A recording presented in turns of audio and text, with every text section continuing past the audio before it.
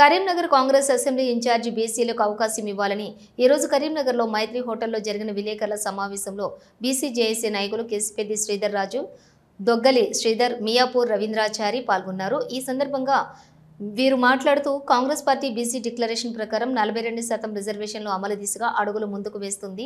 బీసీల పక్షపాతిగా కాంగ్రెస్ ప్రభుత్వం పనిచేస్తుంది. ఇదే బీసీలకు చేసిన న్యాయం. కరీంనగర్ నియోజకవర్గం అసెంబ్లీ ఇన్ఛార్జి బాధ్యతలను అగ్రవర్ణాలకు కాకుండా బీసీలకే అవకాశం ఇవ్వాలని బీసీ జేఏసీ పక్షాన కోరారు. కరీంనగర్ అసెంబ్లీ నియోజకవర్గం ఇన్ఛార్జి బాధ్యతలను కాంగ్రెస్ పార్టీ బీసీలకే కేటాయించారని, అగ్రవర్ణాలకు కేటాయిస్తే బీసీలకు అన్యాయం చేసినట్లు అవుతుందని, దీనిని పార్టీ పెద్దలు గమనించారని బీసీ సంఘాల జేఏసీ పక్షాన కోరుతున్నాం.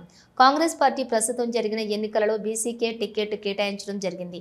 అలాగే నియోజకవర్గం ఇన్ఛార్జిగా పురమళ్ళ శ్రీనివాస్కు ఇవ్వటం జరిగింది. కానీ ఇతర కారణాల వల్ల పార్టీ నుండి సస్పెండ్ చేయడం జరిగింది. బీసీ పక్షపాతి అయిన పురముల శ్రీనివాస్కు తిరిగి అవకాశం కల్పించాలని బీసీ పక్షాన కోరుతున్నాం. కేసిపెద్ది శ్రీధర్ రాజు, దొగ్గలి శ్రీధరు, మియాపురం రవీంద్రచారి, గుమ్మడి శ్రీనివాసు, తాడూరి కృష్ణ, వాయిలా రాజకుమారు, తాడూరి రవిచందర్, కరుణాకర్, కట్టా సంజిత్ మరియు బీసీ జేఏసీ నాయకులు పాల్గొన్నారు.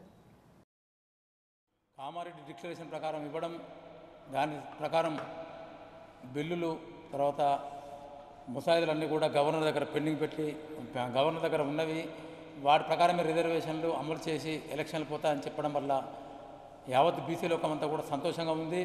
దాన్ని ఖచ్చితంగా కూడా రిజర్వేషన్లు అనేటివి కూడా 42% ప్రకారమే స్థానిక సంస్థలలో ఎలక్షన్లకు పోవాలని చెప్పేసి ఈరోజు బీసీ జేఏసీ పక్షాన మేము అందరి ప్రభుత్వాన్ని కోరుతున్నాం.